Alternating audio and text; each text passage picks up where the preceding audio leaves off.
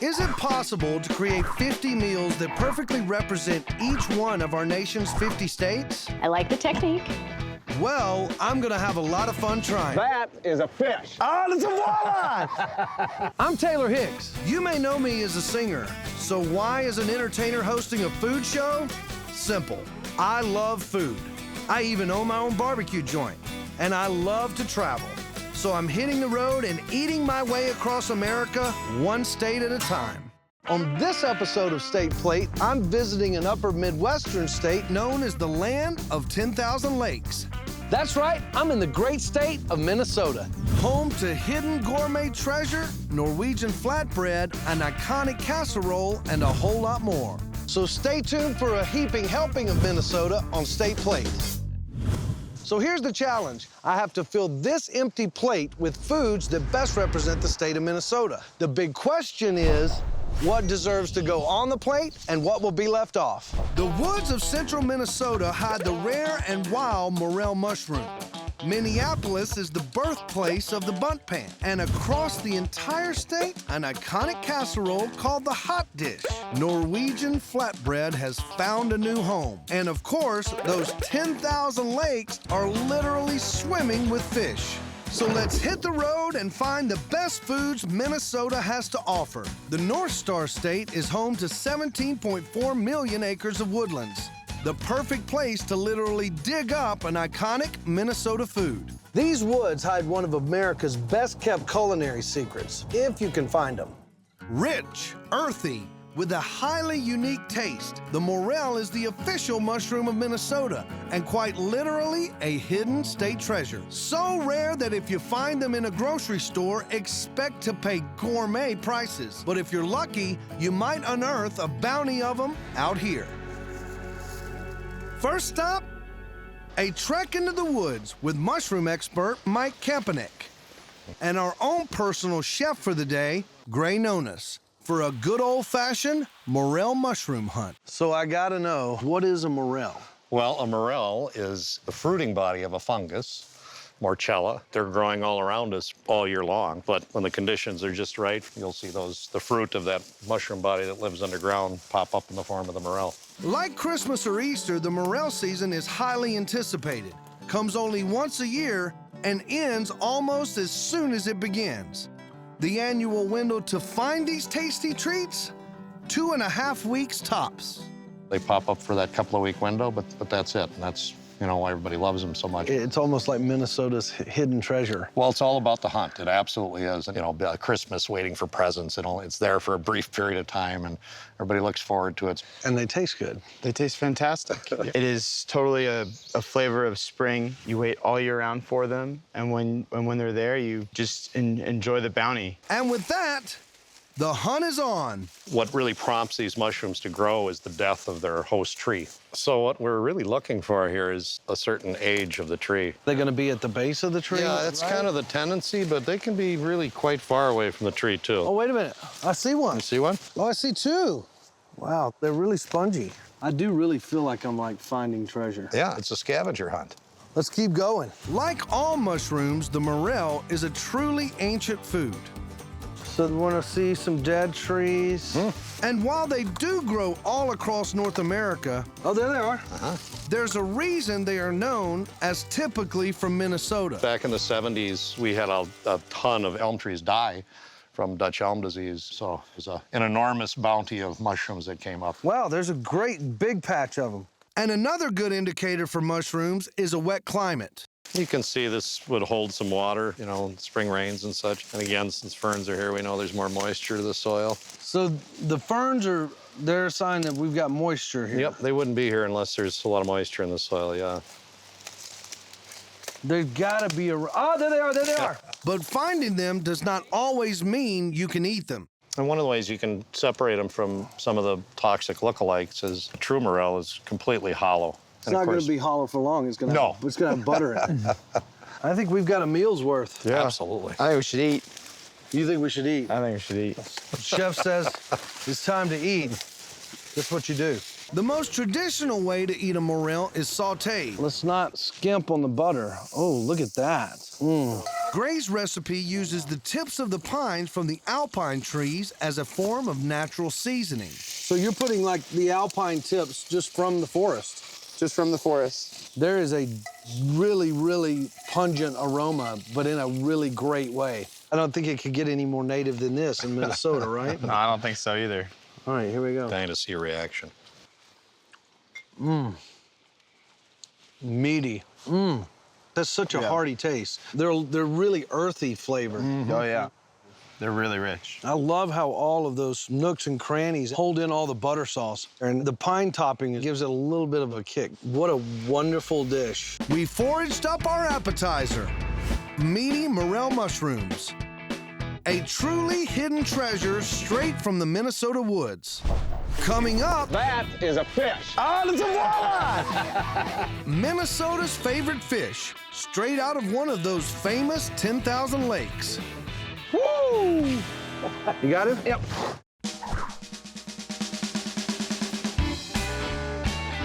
It's no surprise the land of 10,000 lakes is literally swimming with fish. With over 2 million acres of lakes and waterways, there is plenty of room for the 162 species of fish who call it home.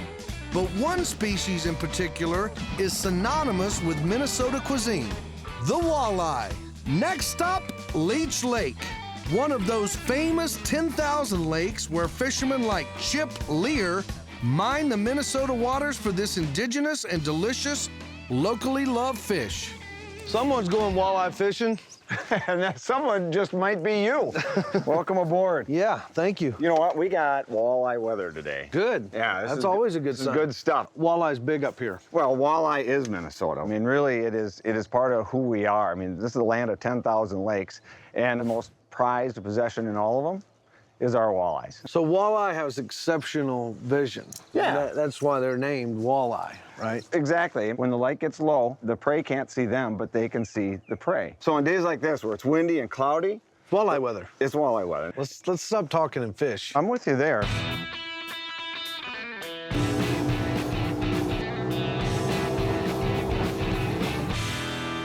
So what kind of bait are we using? I know that's a very important part of walleye fishing. Well, you don't always have to use live bait. But today, we are using live leeches. Is there a reason why they call it Leech Lake? We hook the bait and cast away. And we're just gonna let it get a long ways away from the boat. And this is basically just gonna undulate in this shallow water. Nice and easy. There you go.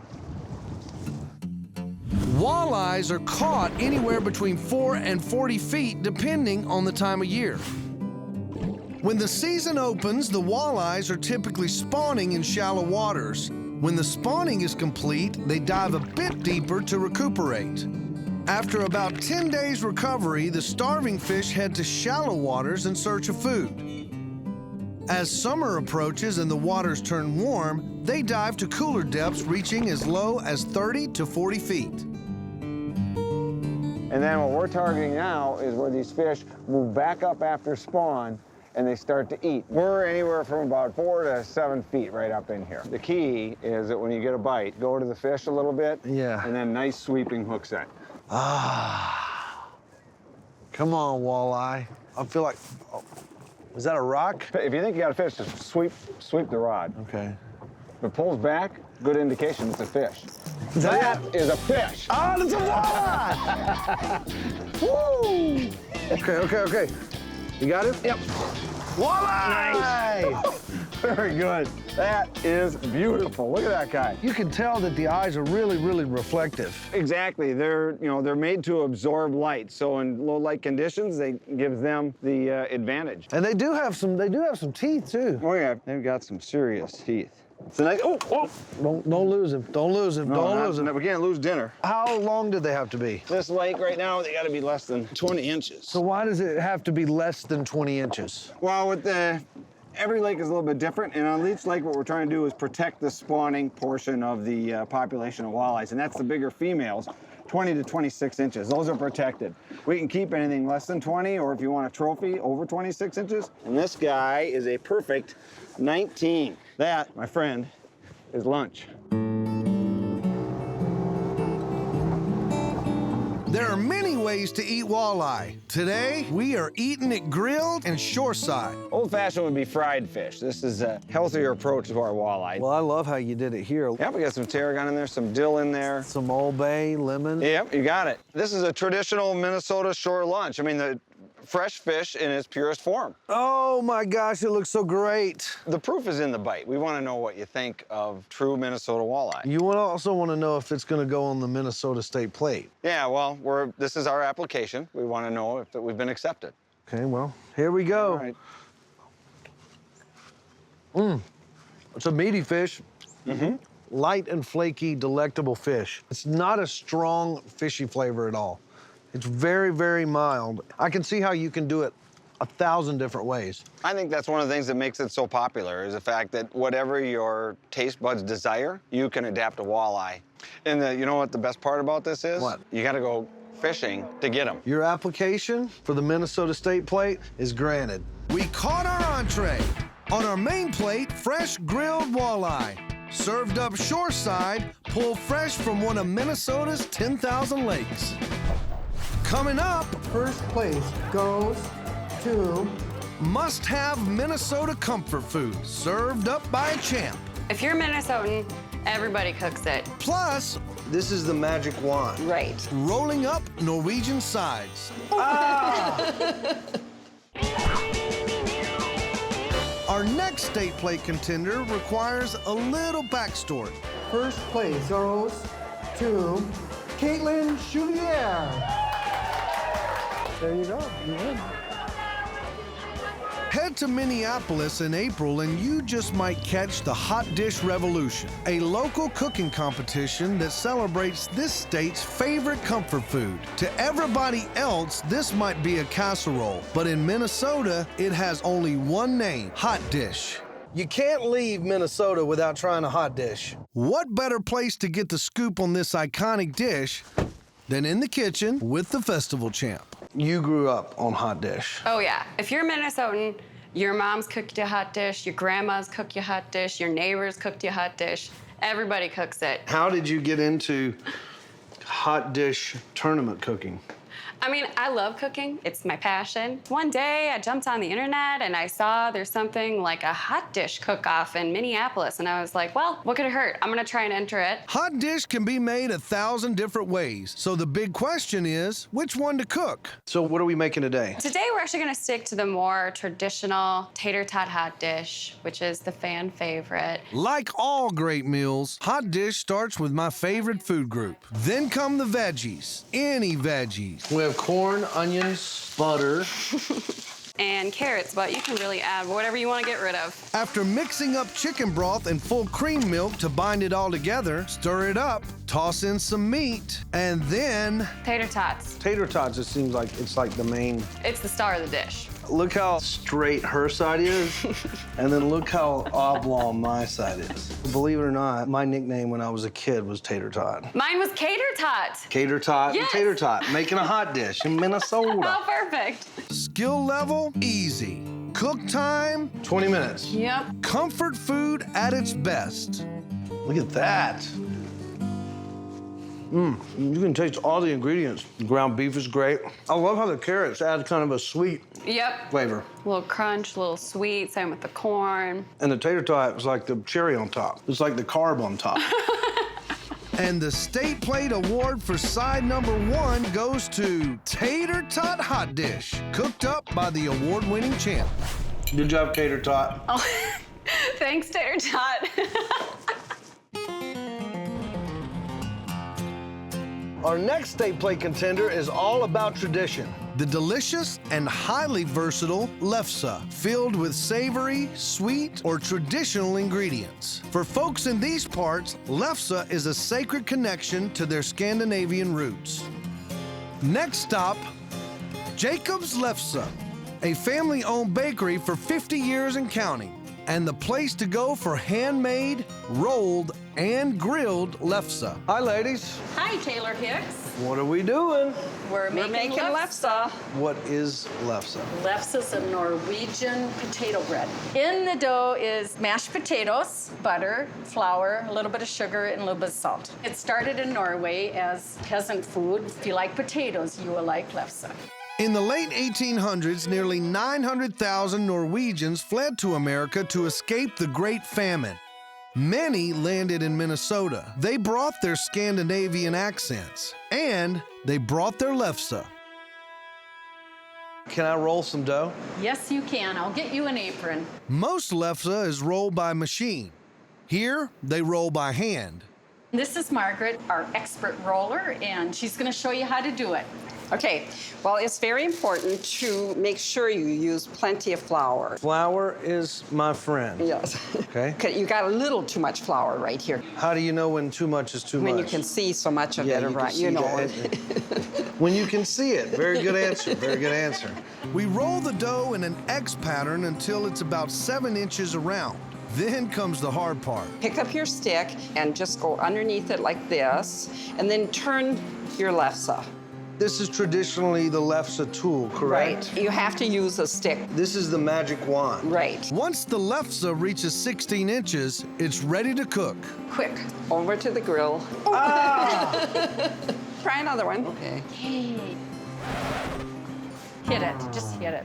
You'll feel better. Scrape it off into that trough. Okay, number 3. Okay, third time's a charm. Now, there you go. We got it. You got it. Woo! All right. You can fill a lefse with just about anything. We're going Norwegian old school. Nothing but butter. You just take the end, And you just roll them. just roll it. Can I roll it right into my mouth? You can. So yummy. It's potatoey, it's light, and it's a little bit starchy. It's like everything that you ever want in a pastry. It's so good. Good. We found our next side dish. On our main plate, traditional lefse, a tasty tribute to Minnesota's deep Norwegian ties. Did I tell you I love it? You did.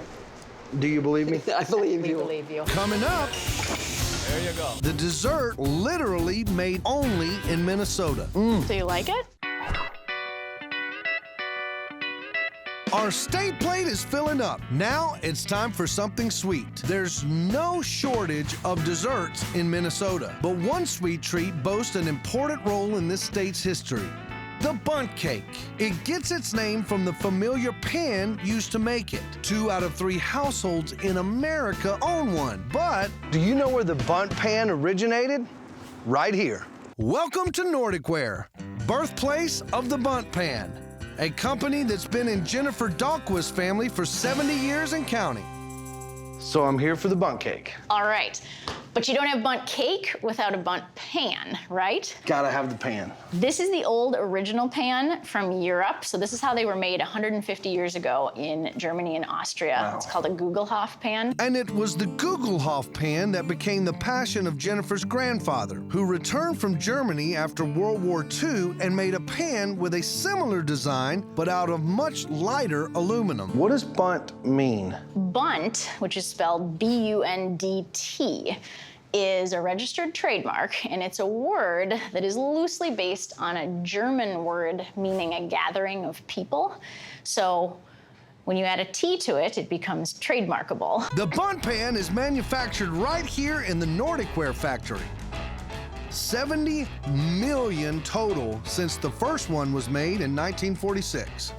All right. So this is pretty awesome. This is where bundt pans are born. That's called a blank.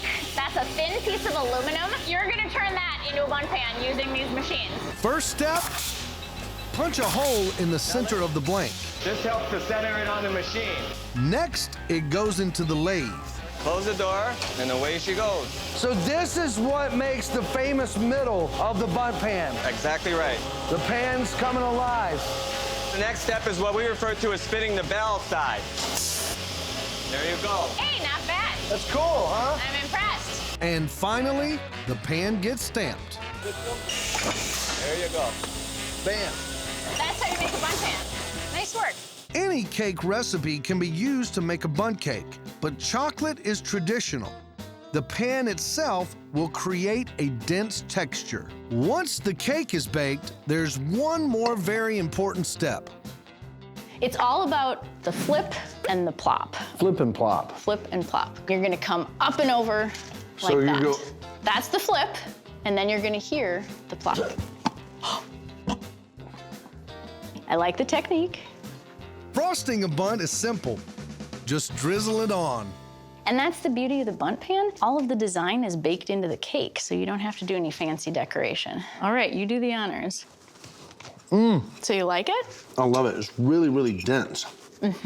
Dense and moist. And it's rich, too. It's decadent and chocolatey. So that is how you make a bunt cake. No arguments here. We literally manufactured dessert on our state plate. A slice of moist, rich chocolate bundt cake, baked with an authentic bundt pan made right here in Minnesota. Our state plate is complete. On our appetizer plate, sauteed morels, the official mushroom of Minnesota and the unofficial hidden treasure. I do really feel like I'm like finding treasure. Yeah. On our main plate, It's a walleye! fresh Minnesota walleye pulled fresh from the 10,000 lakes, an award-winning side of tater tot hot dish, Good job, Tater Tot. Oh, thanks, Tater Tot. and a side of traditional lefse, Norwegian potato bread that celebrates this state's Scandinavian roots. Did I tell you I love it? You did. And for dessert, authentic Minnesota bundt cake, baked in an authentic Minnesota bundt pan. There you go. Bam! A meal that celebrates the taste, talents, and history of the land of 10,000 lakes.